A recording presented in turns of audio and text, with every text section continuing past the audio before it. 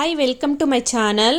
ఈ వీడియోలో మీగడతో వెన్న చేసుకునే ప్రొసీజర్ అండ్ నెయ్యి కాంచుకునే ప్రొసీజర్ని చూపిస్తున్నా. నేను ఇక్కడ మీగడ్ని మిక్సీకి వేసి వెన్న తీస్తున్నా. పెద్ద మిక్సీ జార్ తీసుకొని అందులోకి మీగడ వేసుకొని కోల్డ్ వాటర్ వేసుకొని మిక్సీ పట్టుకుంటున్నా. మిక్సీని ఆన్ చేసి ఒక 5 సెకండ్ అయినాక ఆఫ్ చేసుకొని గ్యాప్ ఇవ్వకుండా ఒక 10 టైమ్స్ ఆన్ అండ్ ఆఫ్ చేస్తూ ఉంటే త్వరగా వెన్న వచ్చేస్తుంది. నార్మల్ గా మిక్సీ పడితే మజ్జిగలాగా అయిపోతుంది అంటారు. ఈ ట్రిక్ వాడితే వెన్న చేసుకునేది ఈజీ అయిపోతుంది. నేను 3 సార్లు మిక్సీ పట్టుకున్నాను. చూడండి వెన్న ఎంత వచ్చిందో.